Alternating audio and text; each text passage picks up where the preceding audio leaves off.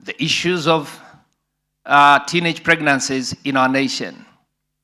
As we do this Maisha Conference, which is the 7th in this country, we pray that, Lord, you're helping us even to accomplish what we had planned to do. Guide us. Help each one of us to take responsibility of their assignment. We thank you, Lord, for the many movements we are doing, coming from all over to Mombasa and back. We pray that you give us journey mercies. We pray that you deliver us from every manner of evil. You keep us all the time that we shall be here in Mombasa. And we thank you, Father, even as we go back home, you're giving us strategies to win against HIV. We thank you and we bless you. In Jesus' name we pray. Thank you very much, Steve. Colleagues, fellow delegates, and distinguished guests, I just want to thank you for yesterday, for your patience and for your resilience, and to particularly bring you the compliments of the Principal Secretary for Medical Services, Ari Kimtai, who said he was amazed by the patience that he saw in the room, that after waiting for so long, when he was walking out, still the room was full. Can you kindly clap for yourselves for that? Thank you. And we'll continue to receive more guests. I know the other guests who we did not manage to recognize yesterday. I know there's a delegation from Eswatini. I know there's a delegation from Zambia. I know Gilead also, you supported us, and we did not when the names of the partners. And if there's anyone else whom we left out yesterday, kindly bring it to our attention so that we may recognize you.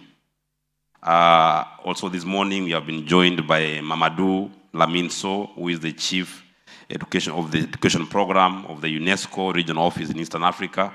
Maybe Mamadou, you can stand up so that we can acknowledge you. Kindly clap for him. Welcome. Later. Yes. Thank you very much.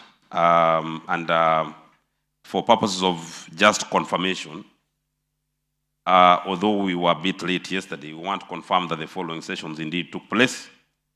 The session on managing epidemics through multi-sector actions, success stories in the HIV response and COVID-19, that session indeed did take place.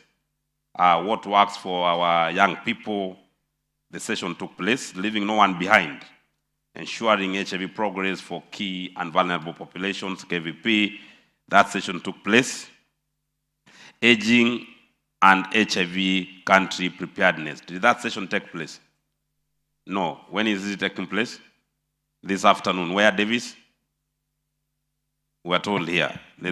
Okay. What time? At 2. So we will make an announcement then. So let us all be aware that those ones who wish to attend the aging and HIV, you attend your session here after lunch. Managing the complex layered challenge of ending AIDS by 2030, the triple threat. We had that session here yesterday in this room, and it was graced by His Excellency Governor Rotich, among other dignitaries. So we were happy for that panel. Ending AIDS among children in Kenya by 2030. Progress and strategies. Did that session take place? It took place, eh? Good. So it's only one session from yesterday that we are carrying forward to today. I think we'll do a good job. So for today's session, to begin us off, it will be a plenary, after which we'll break into our group sessions at break time, meaning that everyone will come here this morning. And the session today is on building resilient public health systems to manage epidemic strategies, to manage epidemics, strategies for preparedness and response. We know we have been through a lot of shocks of late, emerging and re-emerging epidemics and pandemics. And to take us through that session, I want to invite the session chair, Dr.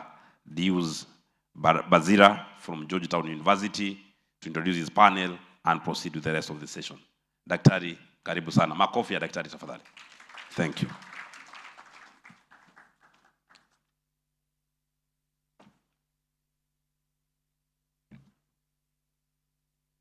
Good morning and welcome once again. I hope you all had a very peaceful night and you are all refreshed and ready to tackle today. This morning, my colleagues and I hope to entertain you in a different way from Pato yesterday. We'll be entertaining you through a very lively discussion.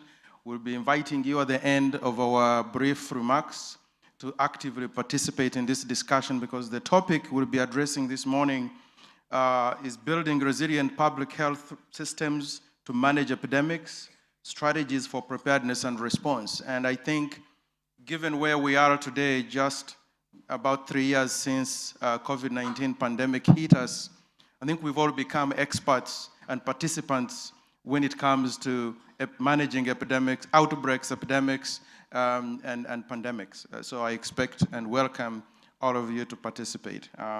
Once again, my name is Deus Bazira. I represent Georgetown University in the United States, Washington, D.C., a Jesuit Catholic university, the first in the United States, set up in 1789. I serve as the inaugural director of the Georgetown University Global Health Institute.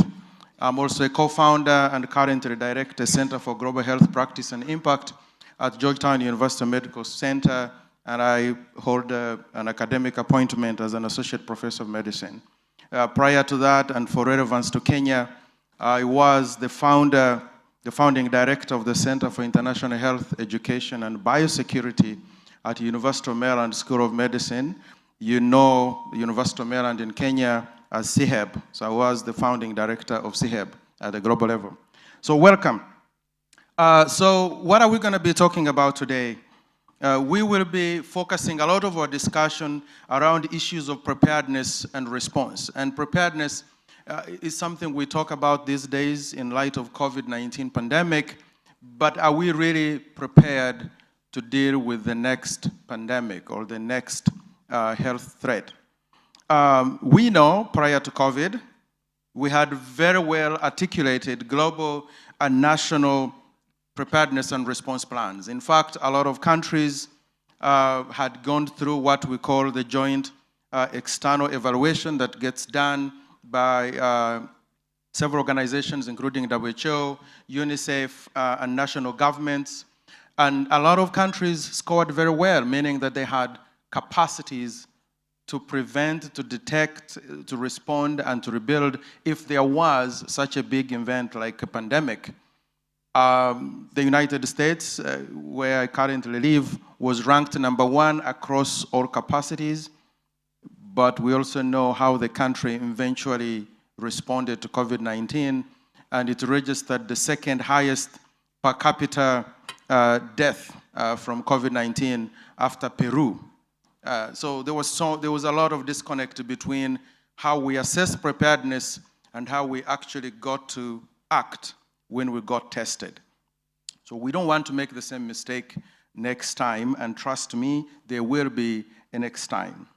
So when we talk about preparedness, it's within the context of addressing public health threats, mostly around disease outbreaks of infectious nature.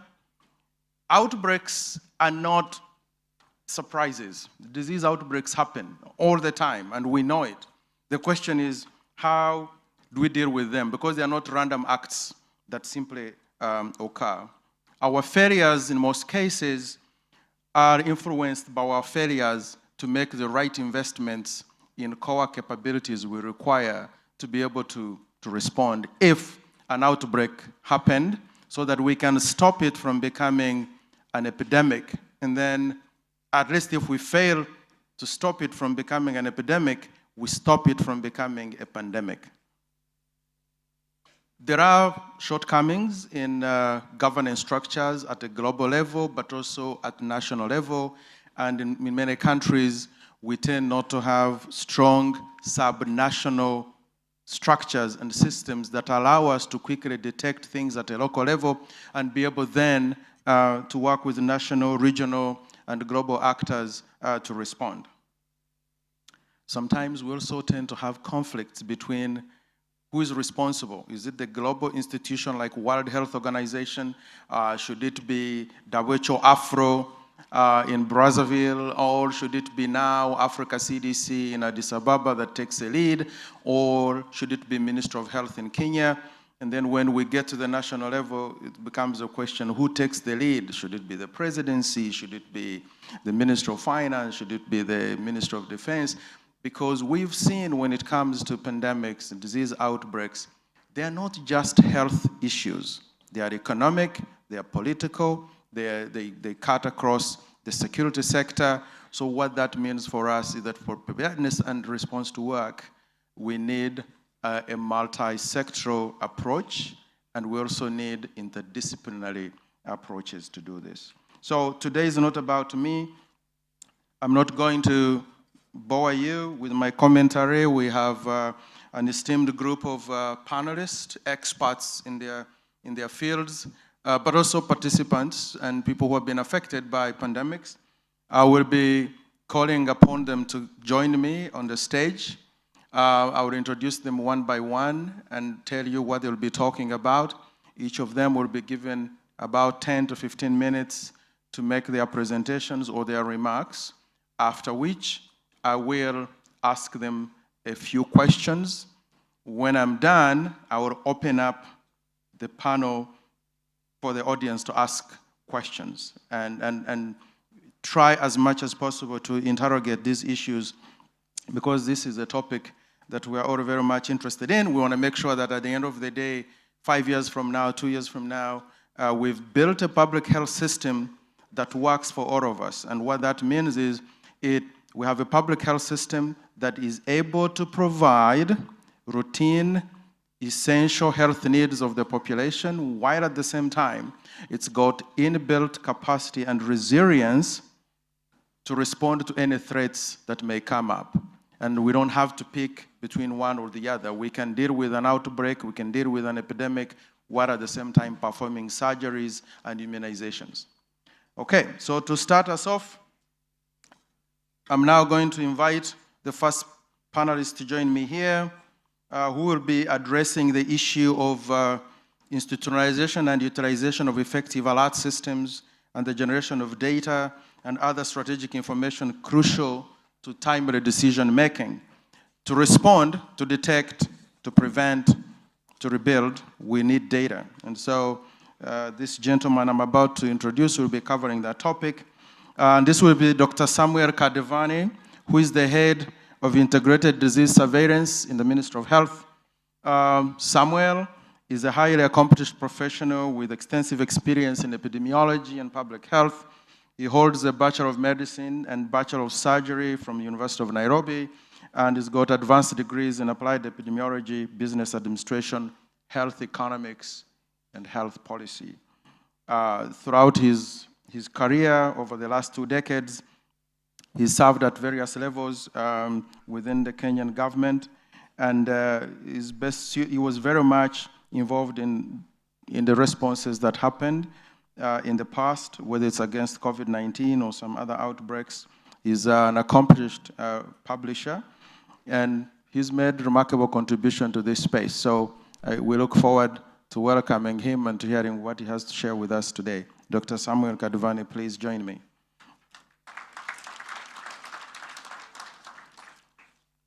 Our other speaker and panelist is Dr. Virginia Gitau, who is the country implementation lead for CCA project under Elizabeth Glaser Pediatric AIDS Foundation. Dr. Virginia will be addressing lessons learned from integrating COVID-19 into routine health services, a topic that we all know is very dear to us. Integrated delivery is the way to go. We cannot afford to run things in parallel. We've got only one health system. It has to be able to address all our needs. Dr. Gitau is a public health practitioner, but he's also a trained doctor, and he's also been trained in infectious and non-communicable diseases with more than 10 years of experience in critical care and public health emergencies. She remains passionate about resilient and sustainable health systems. She is the right person for today. Dr. Gitau, welcome.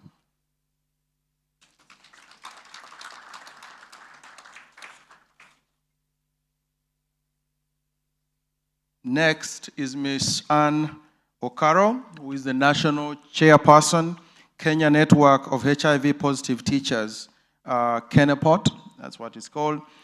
She's a senior educator with more than 30 years of experience.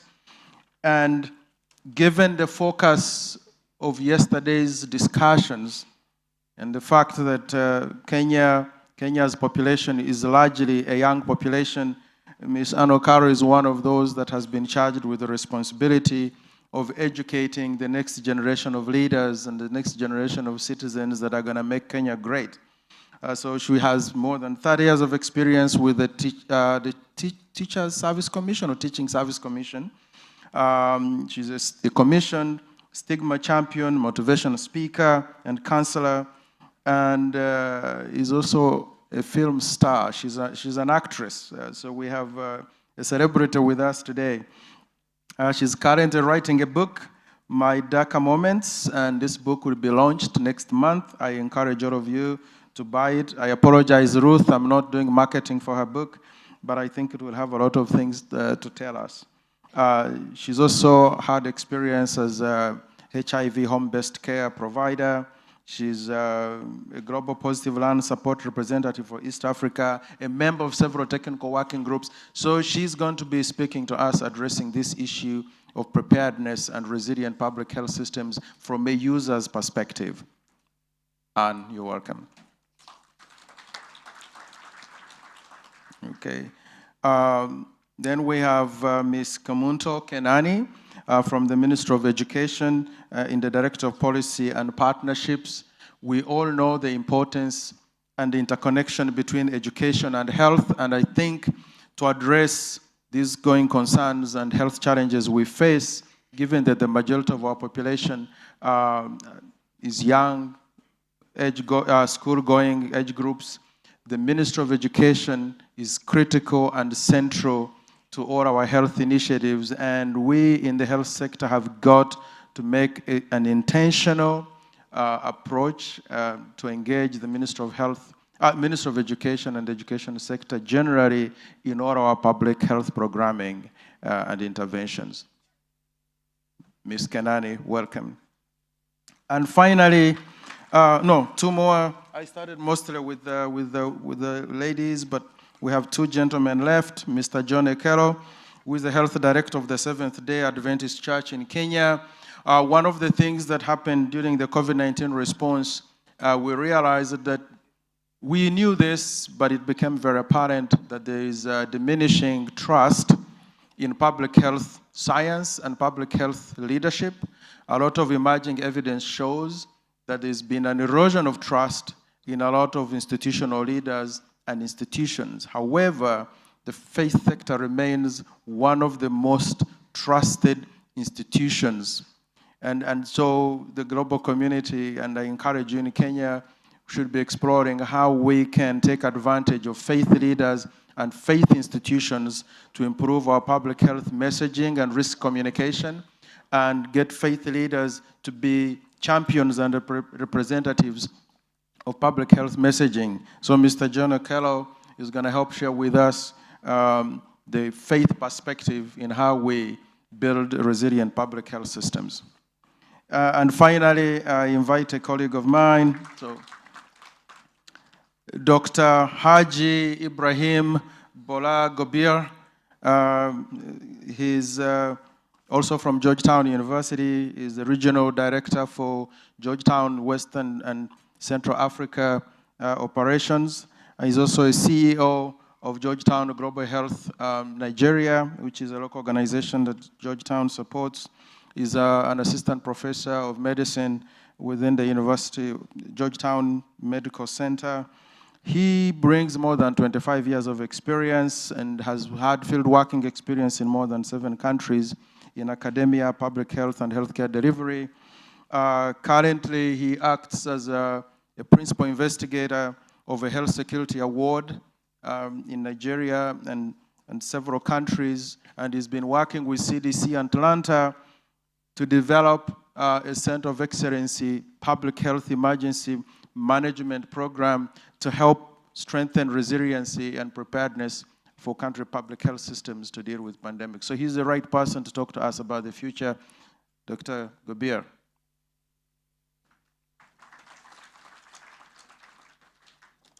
Now that the introductions have been made and respecting all protocols, for all the distinguished guests in the audience, I will quickly move on and invite our first speaker to address us, Dr. Samuel Kaduvani. You're welcome.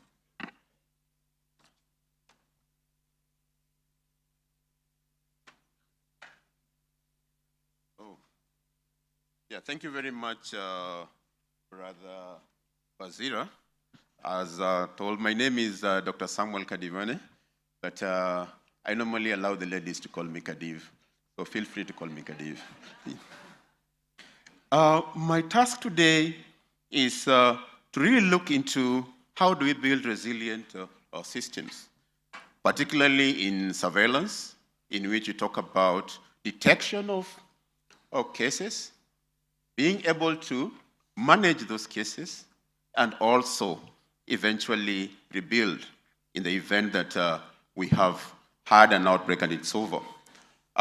Much of our discussion is on lessons learned from our COVID-19 pandemic.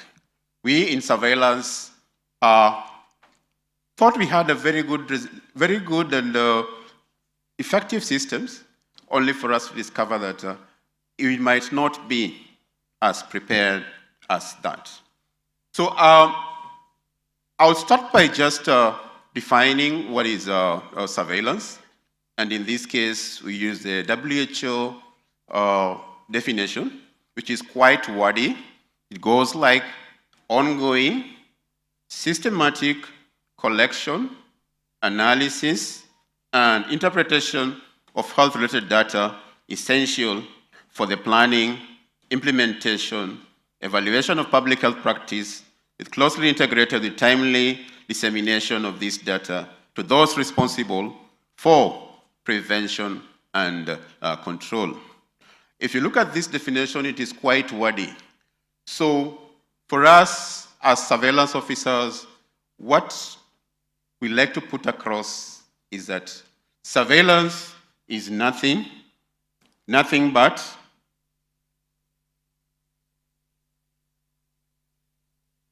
is it moving? Excuse me, it's not moving? Yeah? So for us, eventually what we talk about is surveillance is nothing but data for action. Surveillance is data, and more data that helps us take some action. So there are different types of surveillance, which are health facility-based, sentinel, laboratory, and disease-specific surveillance. Particularly of importance is that we've been dealing with HIV, TB, malaria that have their own surveillance systems, but eventually we come up and integrate all of them into one system. For surveillance in Kenya, the story starts in way back in 1998, when it was realized that there are so many surveillance systems that were being for specific diseases. That was malaria, there is TB, there is HIV. So the World Health Organization, the Afro region, actually came up with what is now called the Integrated Disease Surveillance and Response Strategy. That is the IDSR. So as you can see from that pictorial, from 1998, we had our first integrated disease surveillance technical guidelines, and that came into action in 2002. Then as we moved along, we did the trainings. We had an IDSR scale-up. Then we also had the weekly bulletin that normally gives us a very good projection and reports on whatever outbreaks we will be having in the country. In around 2008, we also had the IHR, International Health Regulations, that came into effect in 2007. Then around that time as well, we did have the need for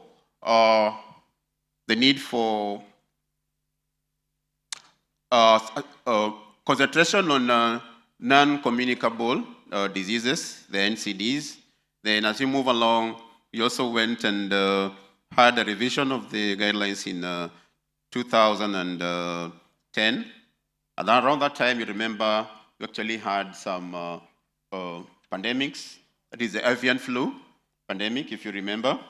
Then also concentration on zoonosis. As you know, 70% of our diseases actually zoonotic in nature. That is, they actually are of animal origin. So why that IDSR strategy? I think that was, that is our key goals. To integrate, instead of having several systems, we link all these into one particular system. These are just the historical perspectives. Then they also came to a point of having international health regulation revised, and the initial ones were for 1969, and we moved further to 2005, and we had the international health regulations reviewed, and at that particular time, we had a need to focus on more than 3 diseases. The initial diseases were cholera, a plague, and the yellow fever. But now we have moved to several other diseases as well. I don't know, this one is not. Move to the next. Yeah, next. Okay, so why did we have the international health regulations? It is mainly because the world is changing at a very fast rate, and diseases travel fast. Nowadays, you can have a disease, take breakfast in one particular continent, and lunch, have it in a different continent, and also have your supper in a different continent. So the diseases travel faster, and that is why we have to bring in the international health regulations. What does it call for? It calls for strengthened national capacity, prevention, alert, and response to international public health emergencies, global partnerships and international collaborations, as well as rights, obligations, procedures, and progress monitoring. Currently in Kenya, we have what we call priority diseases. And next.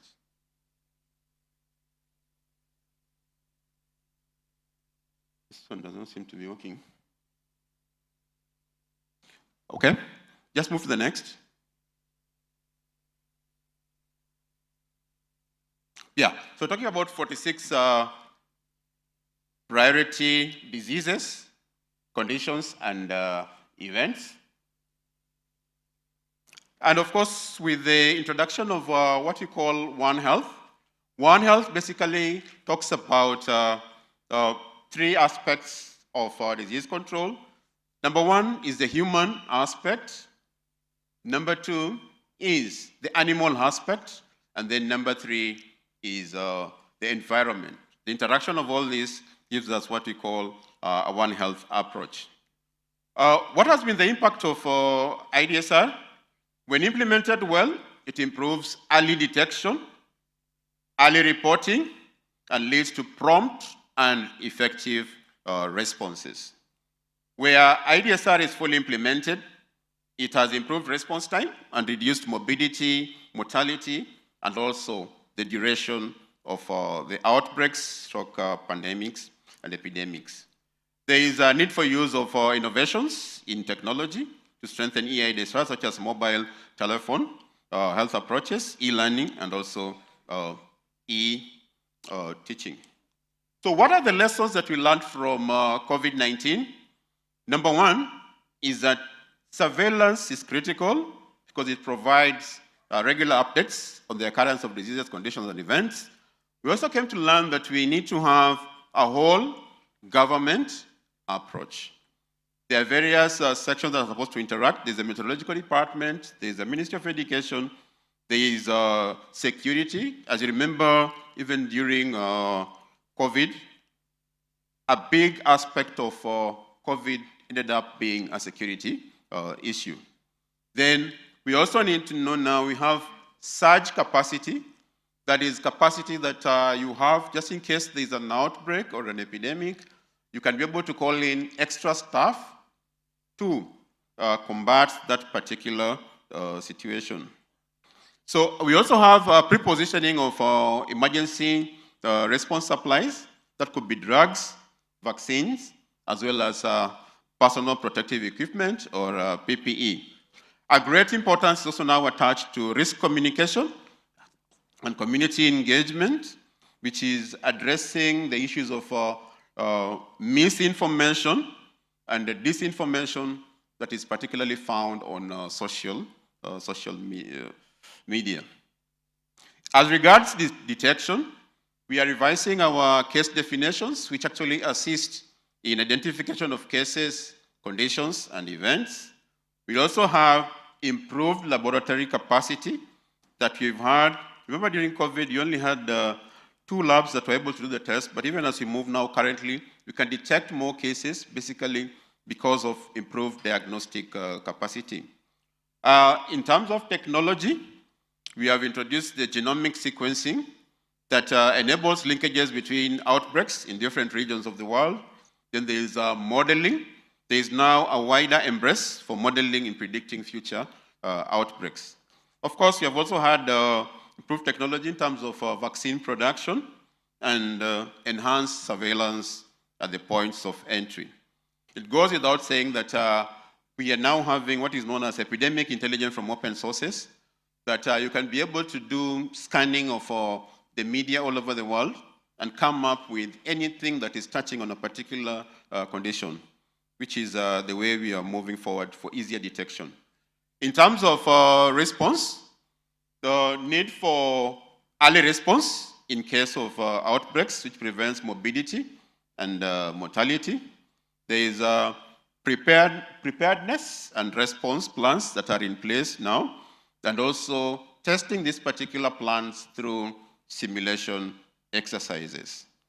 There is the introduction of incident management structure, which is the international gold standard in terms of managing any outbreaks or epidemics.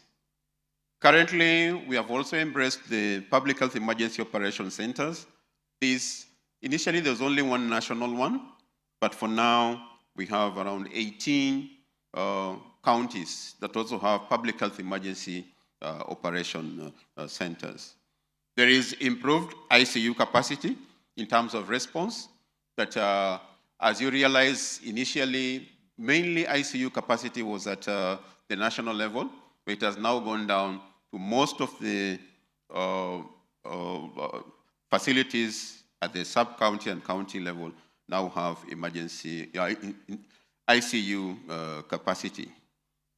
Yeah, so the other developments, of course, that came from COVID is development of the digital surveillance systems. If I can just mention one, the Jitenge Plus, that is used for contact tracing. So you no longer have to do contact tracing from each particular individual. You can also use the technology. Then, of course, embrace of the virtual meetings.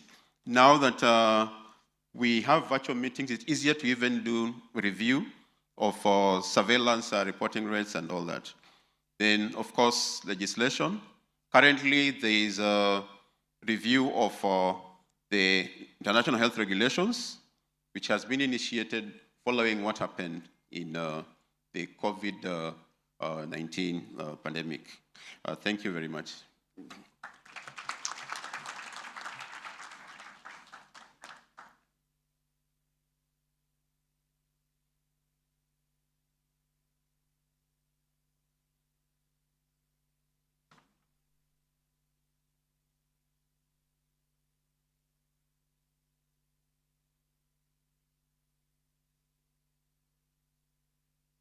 Good morning. My name is Kemunto Kenani from the Ministry of Education, and I'm going to present on re-emerging from the COVID pandemic. That is our experience.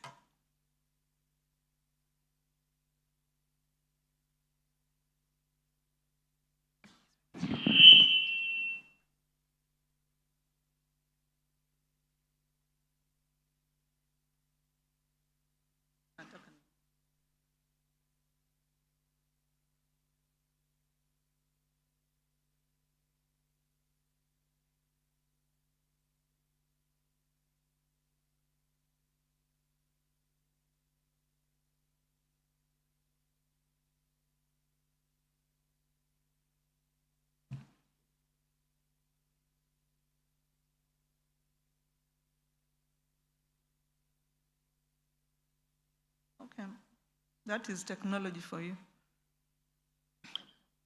I'm not going to talk about the mission and vision of the ministry because today that is not the issue. I just want to go directly to the time when we closed schools after the declaration of the pandemic in March 2020.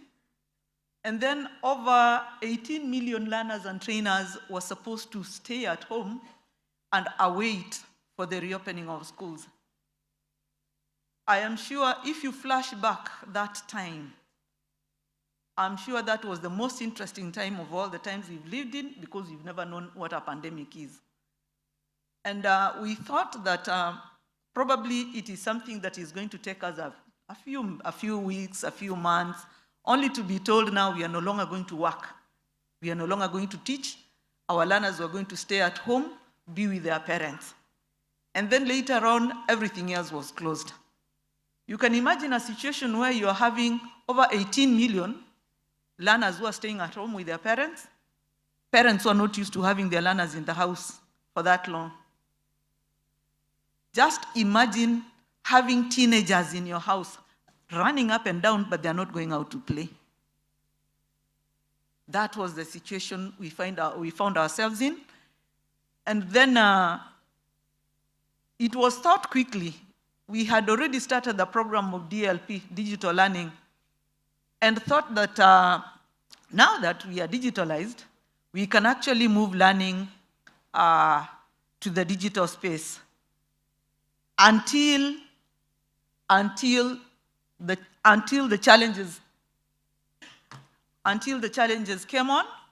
One, this is a mode of transmission of knowledge that was untested and unmonitored. We hadn't tested this. We didn't know which kind of content to give our learners, but we expected them to learn. And then learn how? With parents who, some of them did not have electronic gadgets. There was poor connectivity and lacked source of power, and it meant that people with or without smartphones, parents without smartphones, without laptops, their children could not learn.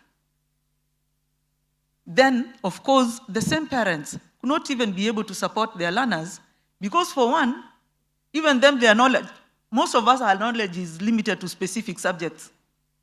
And then a child is coming home with all types of homeworks. There's mathematics to do, probably there's chemistry, there's science, there's Kiswahili, and most of you hate Kiswahili, yet it's the easiest language.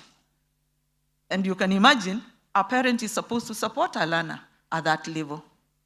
That parent is also not idle. Remember, that parent is also occupied somewhere with their duties to work, probably working online, and then the same parent is supposed to support a learner, and therefore it became very, very difficult for these children to do their homeworks. And sometimes in some of the schools that I saw, they could send homework to the parent will assess the learner, then send the results to the school, which became impossible because even some of the areas the parents were being told to support, they did not understand them. Now, capacity of parents to teach and guide learners, mark and transmit assessment online was definitely a huge challenge. And then accessing libraries physically was difficult, and people did not even know how to access libraries online because we did not even know which libraries existed online. In situations where learners with special needs and disabilities existed in the families, they were even more ignored because now even the parents did not even know how to support these specific learners with learning. And when student assessment moved online, it was purely a trial and error thing because we have never done it before. We didn't know how to do it now. Probably at higher levels, masters and PhDs, for those who've done it, assessment can be done. Your work can be marked and assessed and given results, but not with the lower grades. So homeschooling became a completely new thing to parents, and I think that is a challenge in the country that it is something that we can embrace if we look at the modalities on how to homeschool, so that now learners are not left idle, doing nothing because there's a pandemic. Remember, these learners are stuck in the house, and therefore, development of social skills and social awareness was definitely affected, because now they were only intermingling with family members, not people outside the family, like their playmates and their schoolmates. Progression and transition of learners from one class to the next was also affected, and definitely when most of the learners realized that probably they are going to repeat school, it brought in anxiety and stress.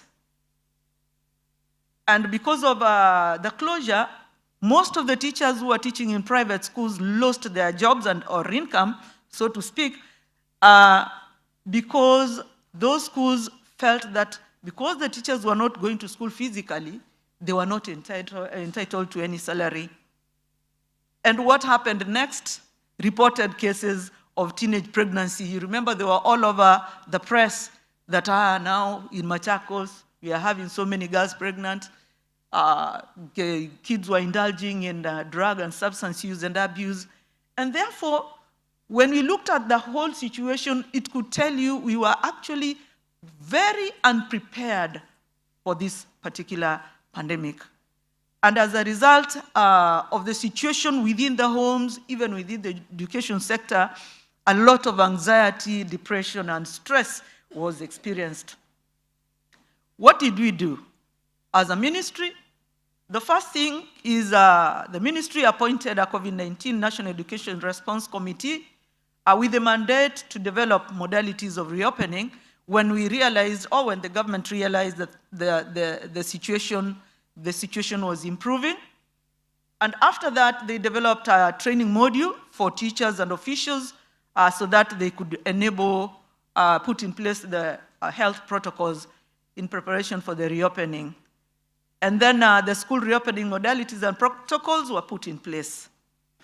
We also developed the drug and substance use and abuse and management guidelines so that we could also address issues of substance use and abuse in schools. And we also developed a positive discipline guidelines, which is yet to be launched, but it will be soon be reopened, launched. Then we said, now we are ready to open. The circus started. Before we even realized it in January, when we reopened, approximately 200,000 students did not report to school. And therefore, the mopping exercise had to be done even more deeper than it used to be. Initially, we used to do mopping only in January, but it persisted all the way to sometimes in March, so that we could locate some of the learners who had dropped out of school and we did not even know where they were. So the head teachers were mandated to know where those learners were and ensure that those learners were readmitted. Of course, cases of truancy increased, which also affected achievement of the 100% transition policy of the Ministry of Education. And as a result of the closing down of schools, there was the introduction of the crash program. Crash program was a disaster.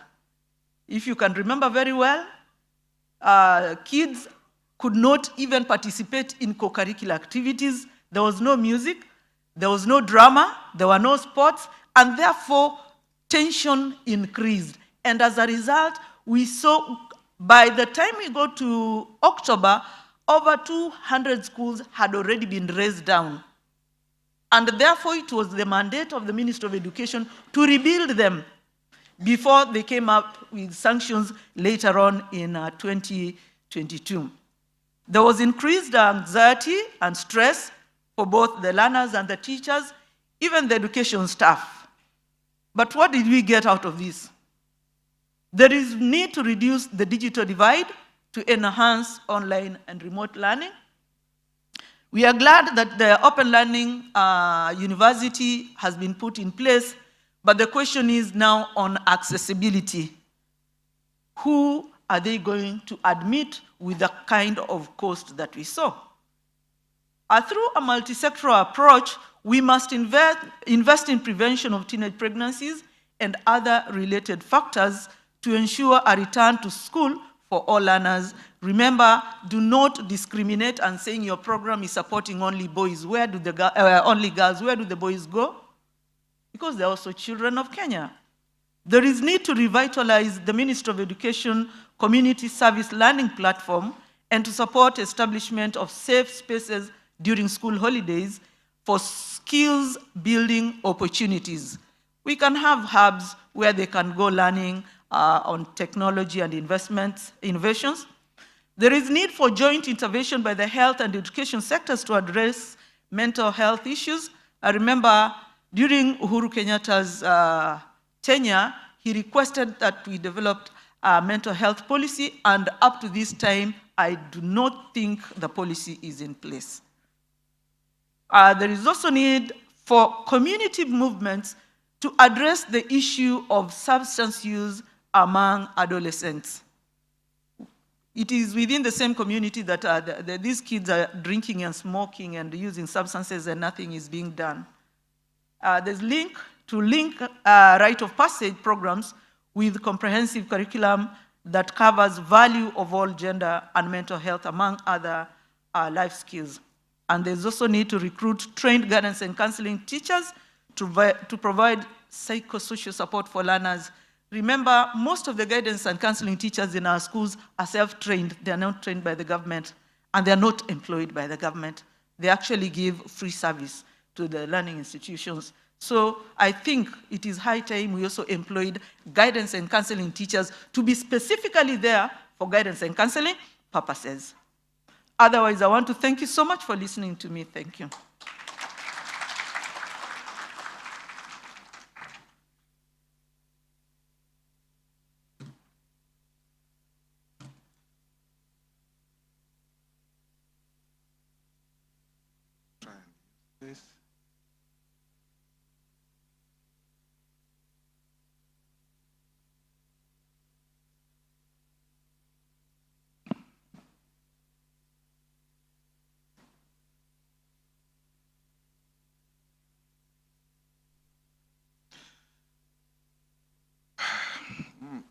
Good morning, everyone, once again. I'm a Nigerian, to start with.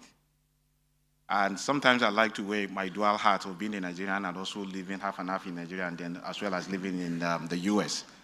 And when the chair started earlier on, he said, we are here to entertain you. And I said, if I had known this, I would have been wearing the Nigerian entertainment hat, so that I would come in here and entertain you. But I was already well entertained, and I can say that Kenyans can equally match Nigerians when it comes to entertainment, especially with regards to what Patu did yesterday. So thank you guys for entertaining us.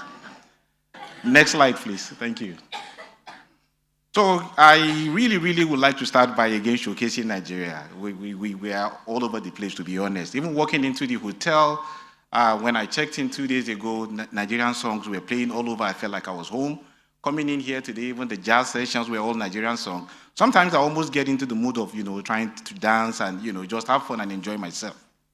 So yeah, we're a population of over 200 million people. We have about almost close to like 400 tribes in Nigeria. So it's pretty difficult to be able to have one tribe that will be, or one language that will be the national language, in Nigeria.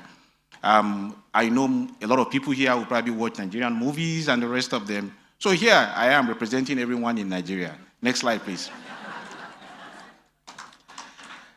So instead of putting out a true definition from either WHO, UN, US, name it, of what we're looking at when you're talking about preparedness and resilience, I try to go back and look at a couple of things that have happened as I engage in my own public health career.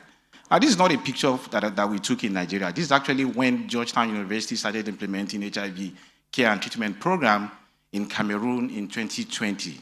And then we're supposed to go for field assessment.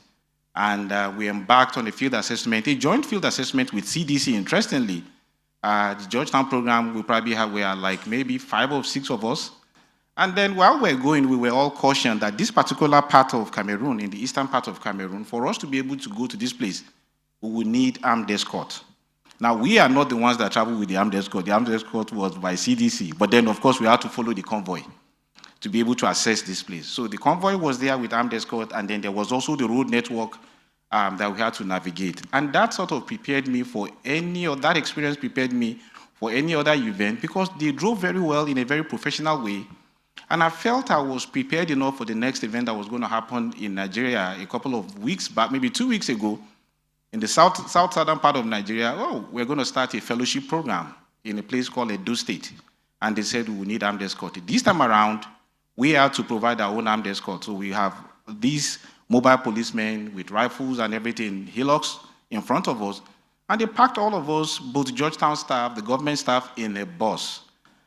And I thought myself, man, I wasn't fully prepared for this, because the driving was different. I was prepared for the initial phase when you zoomed out of the airport and the driver was driving like, swerving from one place to another. It was as if you were watching either Schumacher or Lewis Hamilton driving. These guys were moving on a road like this at a speed of like 140. And so I had to activate another part of preparedness that I wasn't ready for. And thank God we have the clergy here, and that you guys also started your session with prayer. And I started by activating different prayer points. And I can tell you that my prayer points kept on changing as we were traveling. Initially I was committing the driver into God's hand as he was driving. Then I had to commit the road network because it was really bad. Then I had to, they were just being thrown from left, right, center. But then we made it, basically. The point is, we had to fully have been prepared for this, but I wasn't ready to deal with this the way COVID shocked the world. But in between, looking at how others navigated it, I was able to, reorganize myself. I wasn't trained, but at least I've had a lived experience. The buses were kind of equipped, so we have to strap on our seatbelt, no helmet or something. And eventually, at least when I got back, I felt there's a need for us to actually reevaluate this and say, is this the only way that at least we'll have been able to get this done? So that speaks to the context of preparedness as well as resilience that I want to talk about. Next, please. So Nigeria has about 41 notifiable events. We don't typically call them diseases anymore because some of them are really not diseases, like road traffic accident, for example. And then over the past 5 years, there's no time that we don't have an event occurring in Nigeria. So some diseases are even known to be endemic in the country. So we're always having an outbreak. I'm probably going to hone down on a couple of those outbreaks because that's what we showcase how Nigerians became very resilient to be able to respond to COVID. So we have the Lassa fever. Lassa fever is a viral hemorrhagic fever, almost close to Ebola. But the difference is because you don't contact Lassa fever the way you contact Ebola, but then you have to deal with the rats, because we have the rats that transmit this Lassa fever, and there are communities in Nigeria, that eat rats, they call them grass cutters and the rest of them, and some of them cannot even differentiate between the rats that causes Lassa fever, which is a viral hemorrhagic fever, and the one that you need to eat. Now, cooking it and making it a delicacy is not the problem. It's the process of actually catching that rat and then preparing it. That's when some people end up, but if it makes it to the plate, I want to believe with microwave, you are unlikely going to suffer anything. Bottom line is, we've been dealing with this for the past 5 years. We've also been dealing with cholera outbreaks. Typically, we don't have them in cities, but that's also something that has been occurring in the country, as well as meningitis. Next, please. Recently, we also had to deal with monkeypox in country. Everybody dealt with COVID-19. And of course, yellow fever is also there. These are things that have shaped how Nigeria prepared, because with all of these events occurring, in fact, there's a seasonal approach. Some of them, you can almost always predict when they are going to occur.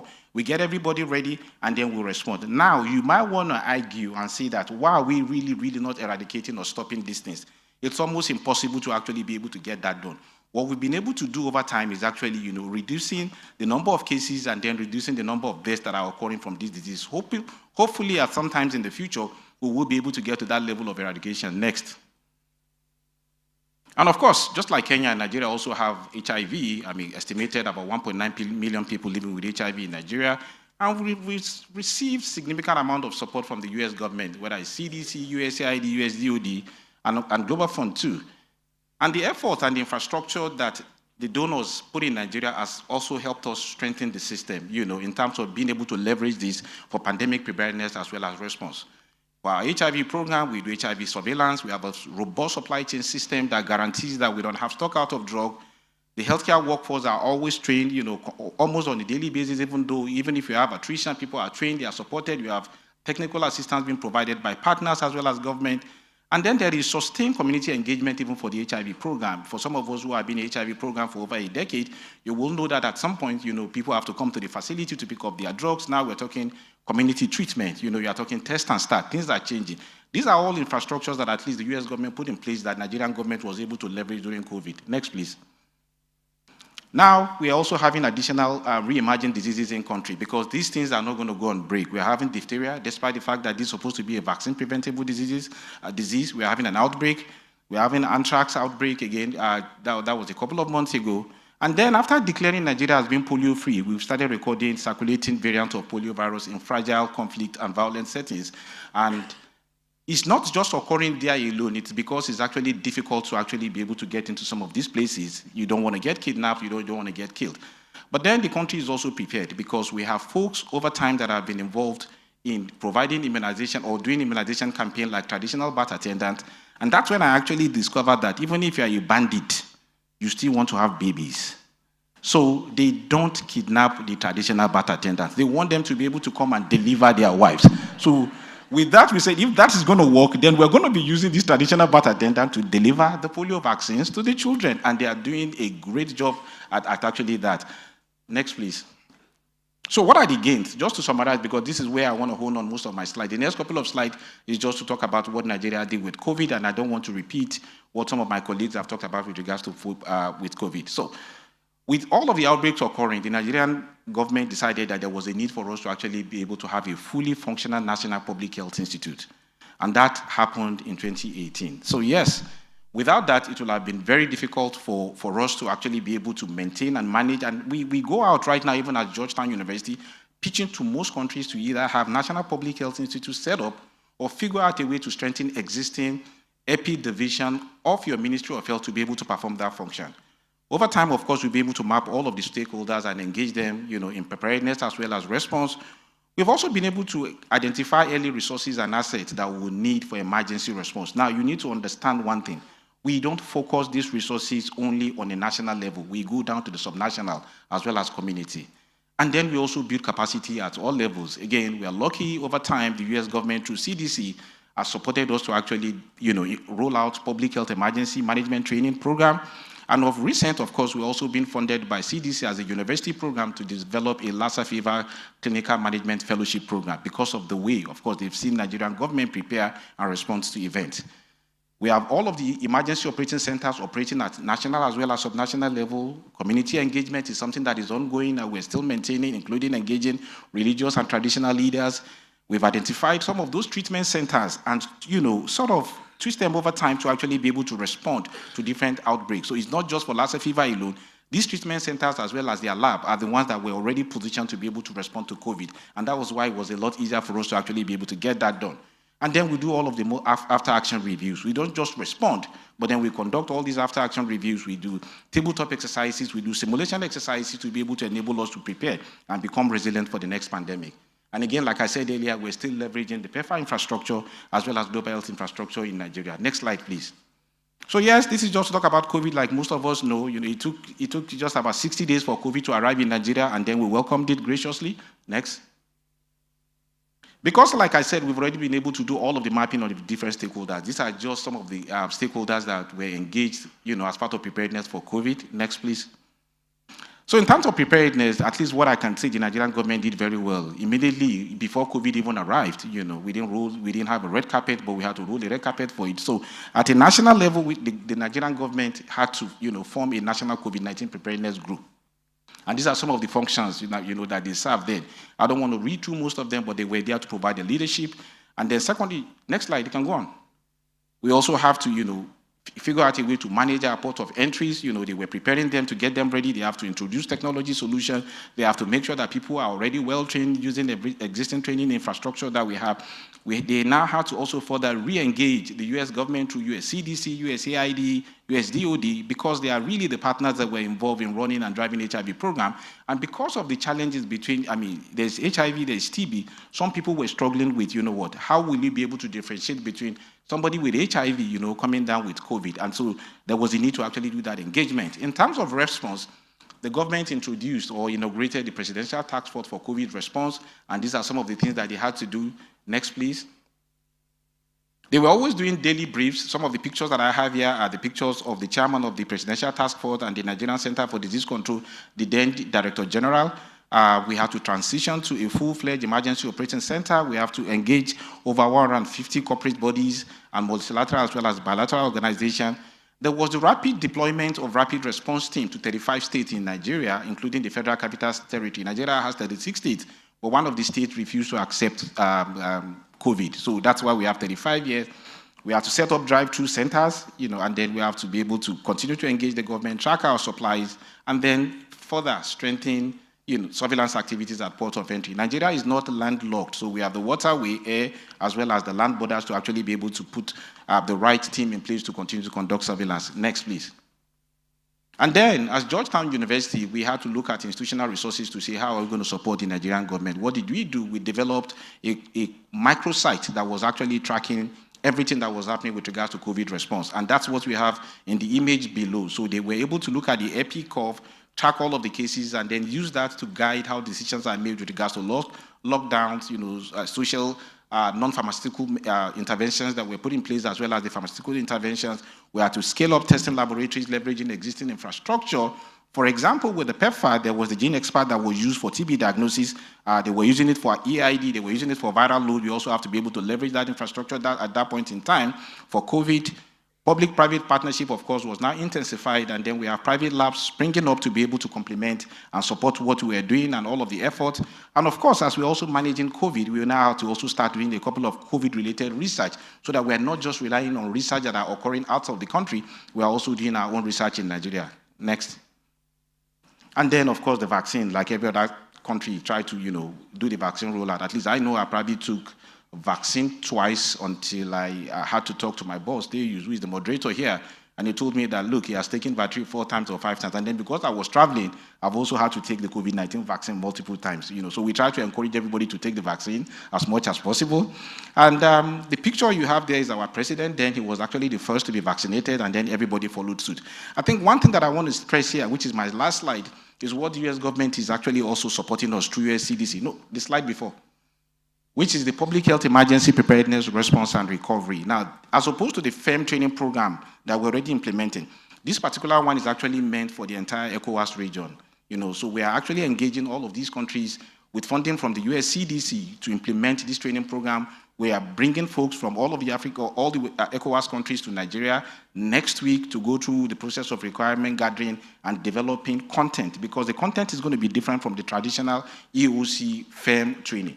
This one is bringing community leaders, it's bringing religious leaders, it's bringing everybody for us to actually be able to develop this particular fellowship program. And that's something that we're hoping will start sometime next year, and it's going to be funded by the US CDC. And lastly, next slide. I tried to summarize everything here with regards to take-home point, and everything that I've talked about with regards to preparedness and resilience, and how Nigeria has been able to deal with this speaks to the leadership involvement. The legislation for the MPHI to function, this is very important, and I believe very strongly that Kenya will need that at some point to be able to have a national public health institute with clarity of rules, having all of the backing and the funding that they need to actually be able to get their job done. You need to be able to harness existing resources or even leverage existing resources. In addition to that, to actually make it sustainable. If some of us remember the 3x5 or 5x3, you are looking at sustainability, you are focusing on program, you are focusing on finance, and then you are focusing on the political part. That also has to come into play when you are looking at how to actually prepare and have a resilience team. And of course, you have to continue to engage the community at different levels. Last slide. I want to acknowledge everybody that has supported me in getting this done, including Deus himself here, my colleague Mercy in Nigeria, Winifred, and then Joshua, who packaged the presentation to make it look a little bit pretty. Next. Thank you, and I hope I've entertained you enough.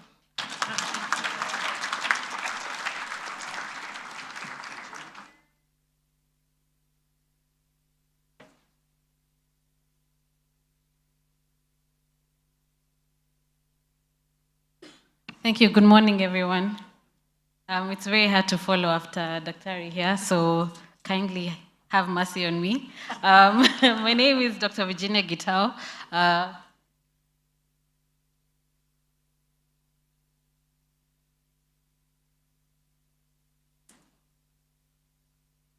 Okay, so my name is Dr. Virginia Gitao, but better known as Gina. So Jina langu ni Gina. I just want to talk a bit about what we've done in regards to the COVID-19 pandemic and the lessons we've learned moving forward. So ECPAF, as we highlighted yesterday from our country director, thank you, is an NGO that is 35 years old. In Kenya, we're almost 25 years, ignore the 22, and we work in 7 counties. So we primarily began in HIV and AIDS, and we've used those lessons in the HIV pandemic response to help us manage the COVID-19 response. So you can ask yourself, thank you. You can ask yourself, why COVID versus HIV? And if you look at the 2 conditions, they're actually quite similar. If you look at COVID, it brought about a lot of economic disruptions. It's a high burden to someone who has had or has COVID-19. You think about the money you have to spend for treatment. The same thing goes for HIV. There's a social economic implication. You look at the gender, there are people who are more vulnerable to getting COVID or HIV. You look at also how it will affect treatment for other conditions. But then mental health is something that I think we've brought up and is a big thing. There's mental health challenges associated with both COVID-19 and HIV. Stigma was present for HIV. We're trying to mitigate that. But with COVID, at the height of the pandemic, if my colleague here was to cough next to me, I think you'd find me at the other end of the room, right? So there was a lot of stigma, there were a lot of myths that were coming, so we had to find a way to counter those myths. And then also the chronic complications that come with both conditions. So COVID, there's something known as long COVID, and those are people who have a lot of complications after their initial infection with COVID-19, and they're never the same. With HIV, we've talked about advanced HIV disease. So there are a few complications that come with both conditions. So we as ECPAF, thank you. So we as ECPAF decided to use the lessons that we know about pandemic response, focusing on HIV, and start the CCA project, which was a catalyzing COVID action project. So what we aim to do is that in every facility you go to, when you're coming for your regular MNCH, your TB, your CCC clinic, you're offered free COVID-19 screening and testing, and if you're eligible, you're also given free treatment. So that's what we term as integration. So this is just the goal of the CCA project. We're aiming to accelerate access to novel diagnostics and treatment. So at the height of the pandemic, who remembers how expensive the PCR tests were? I think they were in the $9,000, $10,000 range. That's around, I think, $90 to $100. But we're able to provide free antigen testing, and you'll see why this is key. We're also able to provide free therapeutics, a medication by the name of tocilizumab. So if you're eligible for treatment or severe COVID-19 treatment, we'd give you that. So as we set out this project, what we did is that we had different work areas. So we were trying to gather evidence by doing research alongside with the project implementation. Then we're also able to ensure that supply chain was catered for within Kiambu County by providing now the diagnostic and therapeutic reagents. Then we're able to ensure that we engage the community, we have advocacy. Because we can have a lot of ideas, but if the community is not aware of what COVID is and how we can manage it, then we're not doing much.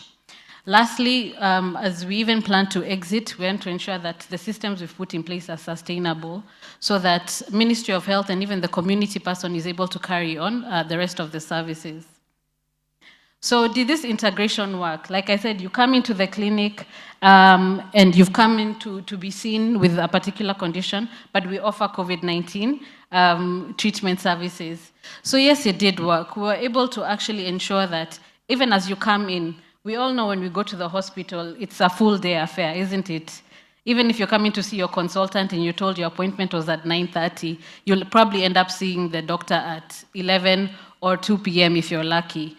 So we're only able to use an extra 4 to 5 minutes to ensure that these patients who came into the clinic were screened and tested for COVID-19. We're able to reduce the missed opportunities and link these patients to care.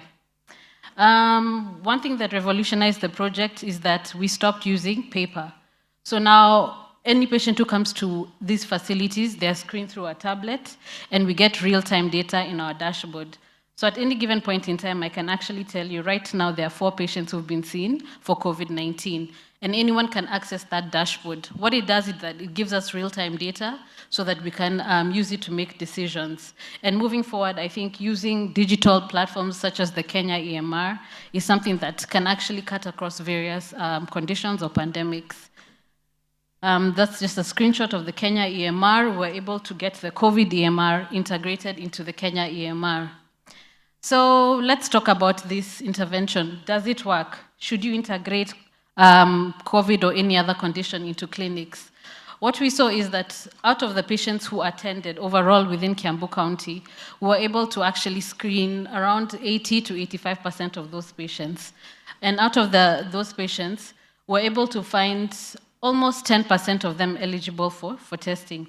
These are people who, had they not been screened, I would have missed them. They would have probably come to the hospital for any other condition, malaria, you name it. But now, incidentally, because we were doing the COVID-19 testing, we're able to get those results, and we're also able to link all of them into care. What we saw with those is that, of course, let me not be biased as a woman, a lot more women were able to be tested. A lot more women turned out to be positive, but this is because we had a lot of women, sorry, let me just go back. A lot of women attending the clinics. Oh, sorry, this is a different slide. Sorry, that's not updated. So we had majority of the women in MNCH, the maternal, newborn and child health clinic, being eligible for testing. But our greatest positivity came from the outpatient department. What does this mean? If I am pregnant and today I have fever, I have a cough, will I wait for my clinic in 3 months to see my gynecologist? No? Yes? No, I'll go to the outpatient and I'll be seen. So the importance of integrating diseases in one point is very important because our highest positivity came from outpatient, not from the TB clinics, not from the CCC clinics, not from MNCH. We also found that our highest positivity was between the children aged between 5 and 14 years. So it's also good to raise awareness with children about what COVID-19 is or any other pandemic that may come. We found positivity to be also higher in the people aged 50 years and above, and which was consistent with the national data. Looking at the wave, obviously between 2021 and 2022, we found severity had come down, so we found a lot more people having mild COVID. What does this mean? It means that before, we used to look at COVID as a very severe illness, but now it's come and people think of it as a common cold or a flu. So we need to raise awareness as the pandemic shifts so that people are able to access healthcare and know what they need to access. So what did we learn? We learned that integration is possible. So if Ebola comes, if cholera comes or has come, we should be able to have a holistic approach. So we don't need to have a disease-centered kind of management or surveillance system. We need to be having integrated systems. We also realized that going the digital way enables us to get real-time data, and that data we feed to the team at National, and they're able to generate evidence and come out with response strategies. We've done a few interaction reviews and after-action reviews, and that's basically looking at what we did versus what we should have done and the lessons that come from that. Then community engagement. Like I said, COVID came with a lot of myths, a lot of stigma. We're able to engage the community and tell them what COVID actually is, what they need to look out for, and how they can protect themselves and their loved ones. Then we're able to involve all healthcare workers. Like the people who were screening the patients were actually community health promoters. So using them to spread that message both in the facility and outside the facility actually resulted in a lot of positive response. And we're also able to strengthen our coordination mechanisms. So moving forward, what are the lessons we've learned from the COVID-19 pandemic? One is multi-sectoral engagement, and I think we've worked with a few bodies, including the NSDCC, the National Public Health Emergency Operations Center. We've worked with health promotion to ensure that we're able to relay the message of COVID-19 in the appropriate manner, using the right IEC materials and promotional materials. Sorry.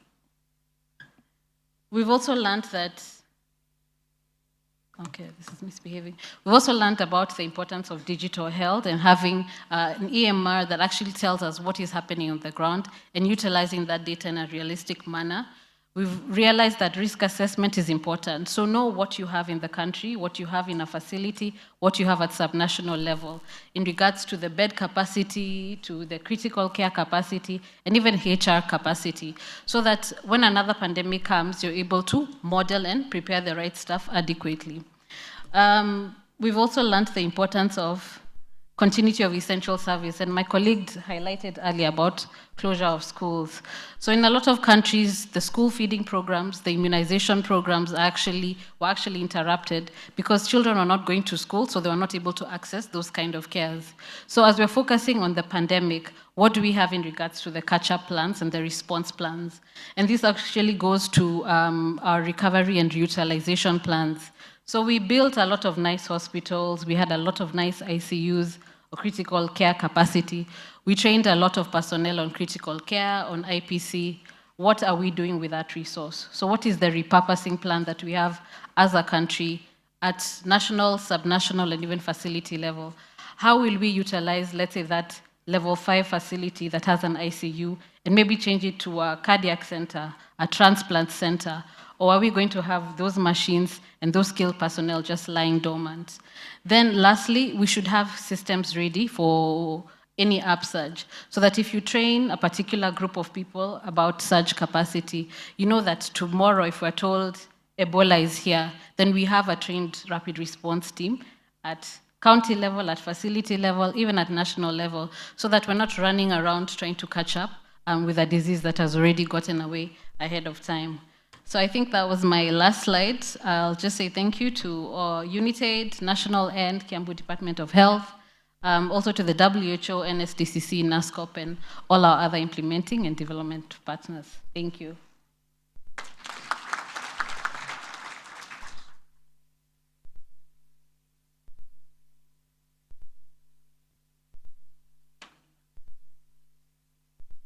Let's applaud our panelists. I think they did a fantastic job. Thank you all. So we only have about 40 minutes left, and my intention is to get you out of this room at exactly 11. We don't want to use any extra time. So the next session is going to be a very efficient one. So I'm just going to invite two other panelists who didn't speak but have got prepared remarks. But their remarks will focus on addressing a common question that every panelist will be asked to answer in about 2 minutes. After that, we'll open the discussion to the audience. So we all like talking about lessons learned, experiences we've gone through in responding to different threats, whether it's outbreaks, pandemics, road safety, traffic accidents. If you are to prioritize based on your experience and what you've been doing, what do you see as critical 2-3 priority actions we should take within your area of expertise to strengthen and improve resiliency and preparedness of our public health systems? So the panelists, when you come up one by one, try and focus on making those 2 to 3 priority action steps that should be taken, which is different from just lessons learned. Now we've learned, what do we do next going forward? So I'll start off with John, coming here to share with us their own perspectives from the faith sector, and then my sister here will go next, and then the panelists will follow.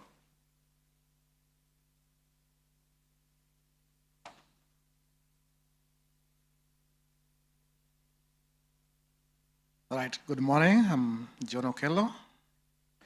I work with the Seventh-day Adventist Church. I'm also a member of the Faith Technical Working Group of the now National Syndemic Disease Control Council, previously National AIDS Control Council.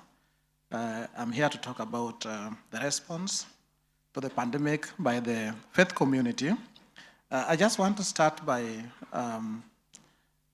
giving what I heard yesterday. This lady, this young girl called Chebet. Those who are here up to late in the evening, she gave a moving story about herself.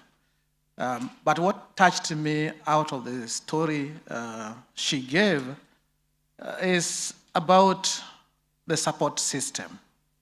And she particularly mentioned that there is a gap in parenting and bringing up people in a way which the community would expect them to be. I remember she mentioned that. And when she mentioned that, I wanted to ask her this question, but there was no time. So I asked myself, where is the support system for these people who really need this kind of support? And in terms of pandemics, disease outbreaks, and other conditions like mental health. Then I proceeded to ask myself a question: where is the faith community? Where are the religious leaders? Are we really in the community, or are we really among the community? And are we really being felt in terms of responses to these disasters affecting the society? That's a very critical question, which probably the public has a perception on the faith community and how we handle most of these issues and most of these pandemics. But when I ask that question, it's like we are the ones, the faith community and religious leaders, to critically look at ourselves and try to find out, are we relevant? Yesterday when introduction was being done, we are a system, we are a faith community, we are a stakeholder, and we are very key in addressing these issues coming up. But the introduction was unique because there was no mention of the faith community. There was only a mention of, we also have our religious leaders among us. But remember, the religious leaders are part of the faith community. So that I want that perception to be taken into consideration. Now, going into the presentation, how does the faith community respond to pandemics? First of all, if we give our historical perspective, experiences, it was a disaster for us as a faith community. All of you know, because studies have given the fact that over 97% of the Kenyan population subscribe to a certain faith, and they go to church or to the mosque over the weekend. That's Friday, Saturday, and Sunday. And so you know exactly what happened. When there was COVID-19 outbreak, how did the church respond? At first, it started with the resistance. You people remember. Because we told we may have to close the churches, because that was one of the preventive measures, control measures, to be taken to ensure that this disease do not spread. And at first, there was a resistance. Why? Because of issues and matters of faith. But we were not looking at it from the aspect that the more we congregated, the more we would be spreading the disease. But we thank God that after consultations, let me just call them consultations, with the government, it was agreed that the churches, just like any other institution, must be closed. And for sure, for some time, the churches were closed. So what happened? Did they have other alternative measures? Yes, they did. Quite a number of churches did, and especially those ones which have technology with them. We went virtual. People were meeting through YouTubes, people were meeting through Zoom, because they still wanted to get the spiritual word. And you will find that some studies were done. I remember our lead speaker saying that there's this issue of trust. And this issue of trust is, what can we do? Now, what we have decided to do as a response, number one, we have a leadership structure all the way from the national level up to the local level that makes us a complete system. We also have our health systems. We also have our health facilities. This response requires us that we have to relook at the leadership and the training of our theologians. We may have to relook and have a conversation on our curriculum in our theological seminaries and colleges. Can we introduce units, certain units on the health, issues of health, even at the very, very fundamental level? Can we appreciate issues of health so that it can be acceptable? Then number two, we usually have congregational teachings. I don't know whether you can scroll very fast because I know my time is up. We have congregational teachings, and this we did, just scroll down. This we did, just continue scrolling. This we did in response. You know, we were not prepared for the pandemics, but now, yes, up to there. We had to be forced to develop some certain messages so that we can teach people in the congregation. We must make sure that they are enlightened. You know, we are basically focused in our teachings, focused on spiritual health, social health, and other aspects of health. But we are not focusing on physical health. This is where the gap is. And we want to ensure that our religious leaders understand this so that we can seal this gap. Just continue scrolling. And so you will find we have got a number of materials we have developed, which we are using. Just continue scrolling, so that we must make sure that we understand. The number three is our health systems. We must make sure that we strengthen our health system. In Kenya, some times back, the data said that 40% of healthcare services are offered by the faith-based organizations. And so we must make sure that we strengthen. How do we respond? The human resource, the community health systems, the supply chain. This was a big challenge for us as a faith-based organization. We kept relying on the government to help us with certain things. But coming time with this antigen X, we must make sure that as a faith community, we are prepared to address these issues and also improve on quality. This is key for us. I think let's so to prepare for this, we have to focus on leadership from the national level to the lowest level up to the congregation. We have to appreciate, finally, we have to appreciate partnerships.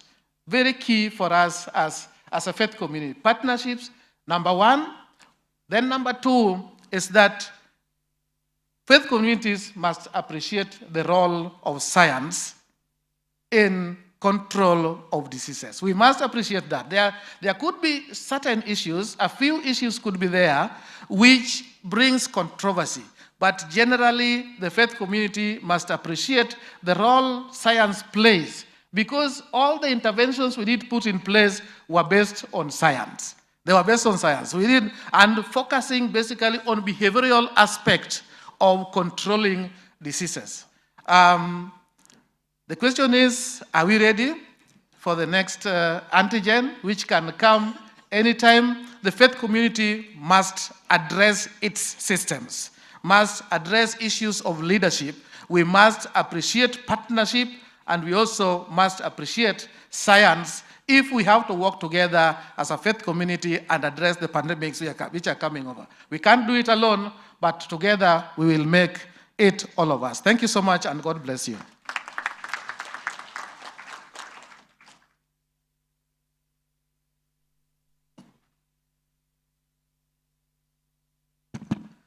Good morning, everyone. I think I'll be very, very brief. My name is Anne Okaro, the National Chairperson for Positive Teachers in Kenya. And talking after my boss from the Ministry of Education has talked, sometimes you have to be brief. Yes, COVID came, and I think in my 30 years of teaching, that was the most difficult time. We learned a lot. And we also saw gaps, especially with parenting. Parents have forgotten their roles. They have heaped everything to the teachers. That was the time a parent could call you even in the middle of the night. Mwalimu, I need pads for my daughter. Yet they are having them at home. Simply because the government provided for that. There is a need for education. There is a need for linkage between the Ministry of Education and the Ministry of Health to put us prepared for any pandemic that comes along. There was disruption during that. Schools were closed without any formal plans. Teachers were being asked to send homework. Some of the parents do not have smartphones. The ministry was still looking at the mean score at the expense of the health aspect. So I think for me, education, and mainly the health education in schools, that program, I think, is a program that the ministry should put a lot of emphasis in. And those of us who are living with the disease, we are actually forgotten. Nobody cared. Yesterday, somebody said that children are the last people who are thought about. So for the teachers, they were taking care of themselves as well as taking care of the children. Parents were somewhere. Right now, we are going towards the long holiday from October to January. The parents are like, teachers, why are you bringing us these children? But my question is, as a parent, what is your responsibility? We had COVID. Even sending children with masks was a problem.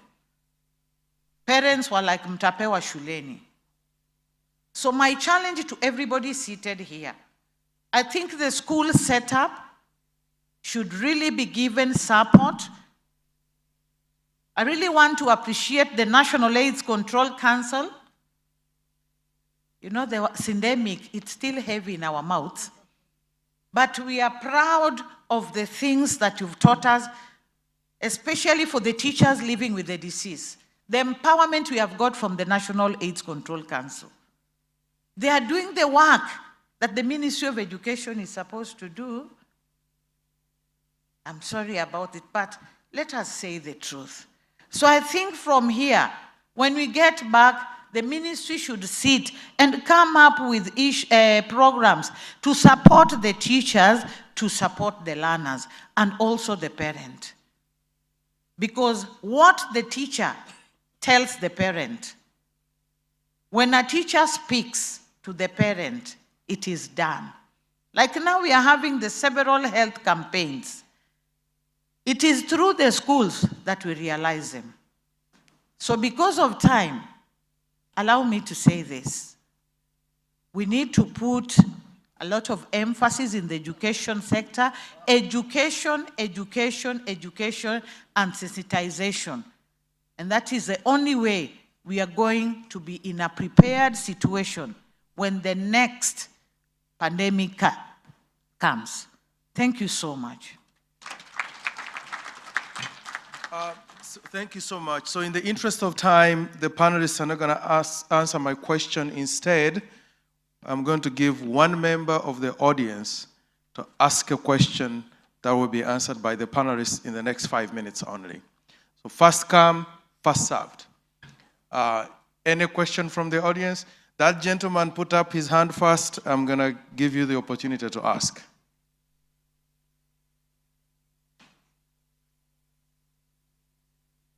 Maybe you want to come close to the microphone so we can hear you. Please take it to that gentleman.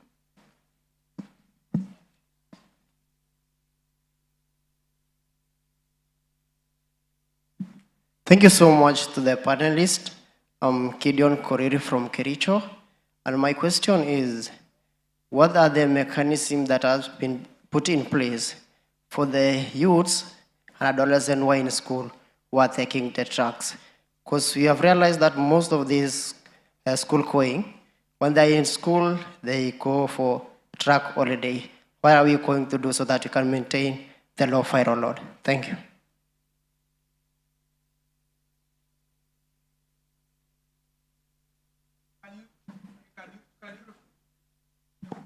Thank you so much.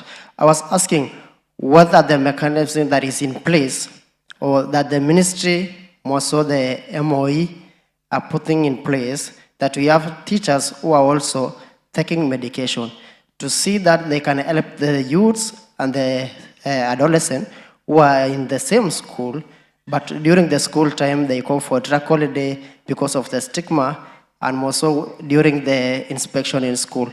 What are we going to do so that we can cap this thing and avoid the track holidays in schools? Thank you so much, Coril. I think we have programs running in schools to take care of the teachers who are on ARVs as well as the learners. In most of our schools or counties, we have commissioned stigma champions by the Teacher Service Commission who work closely with the children and teachers living with HIV. We have psycho-support group in our counties for both the learners and the teachers. And in most of these schools, we have introduced something we call the buddy system, which is working very well.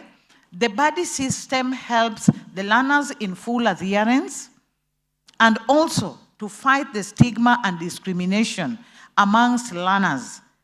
So if there is a challenge where you are, I think it is us to take upon it ourselves to give you the support. Otherwise, in other counties, it's working, the psycho support and the buddy system. Thank you. So a question from a sister in the audience.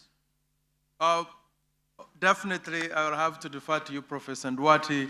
I'm going to give you the opportunity to ask the question, the final question. Thank you.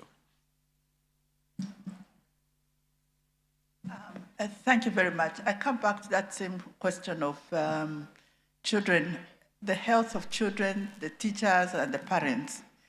And I've been consistently wondering, in the large boarding secondary schools, the audience, the number of students there are like a catchment of a dispensary. And my question is, why are we not placing a qualified health worker as a member of staff in the staff room to take leadership in that process of supporting health issues in the school? I've had the privilege of visiting one of the large schools. I went to visit Gillies High School. I was tagged along by my spouse.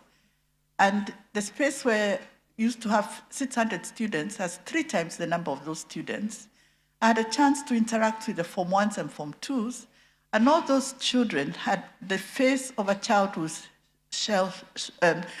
looking shocked, the flat affect of a child who is in a very, very stressful environment.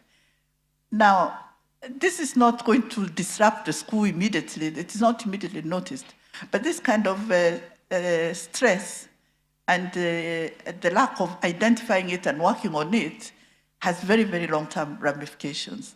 So my suggestion is that instead of trying to transform a teacher to being a health worker, let us put qualified health professionals in the school. Those children are citizens. There are enough of them to justify a health facility within the school. And then one last point.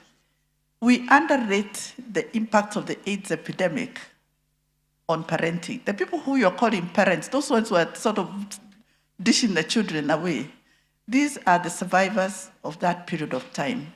They did not have the benefit of being mothered the way or fathered the way we want children to be fathered. So they don't have that knowledge in their subconscious. In central Kenya, You know the problem of alcoholism, desperate young men. That is the story of transferred trauma. Your grandparents were away, so the parents didn't learn how to parent, and they carried the trauma of growing up without a parent, and now it's going to the next and the next generation. So we need to take those into account as we try and raise a different generation. Thank you. Thanks, Prof. Asked and answered.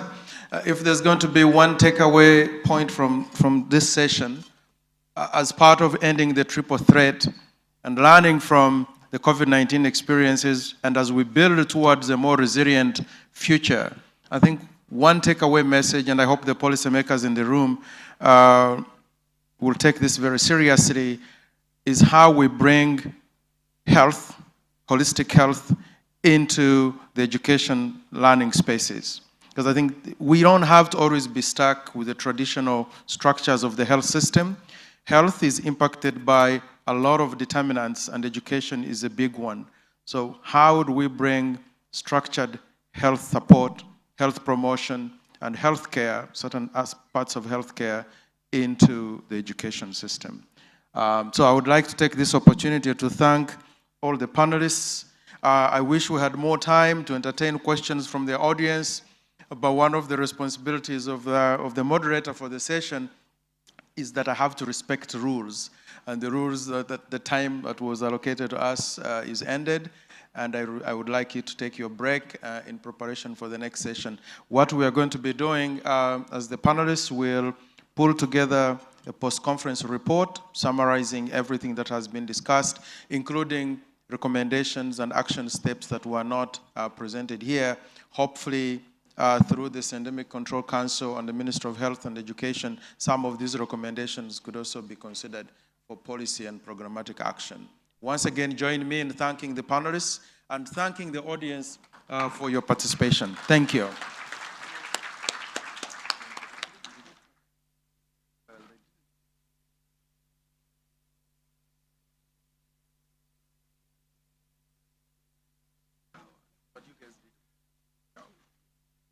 You talked about the one point at the end you brought up is what I wanted. Faith, trust, coming a big issue. In fact, I have we call it the Lancet Commission.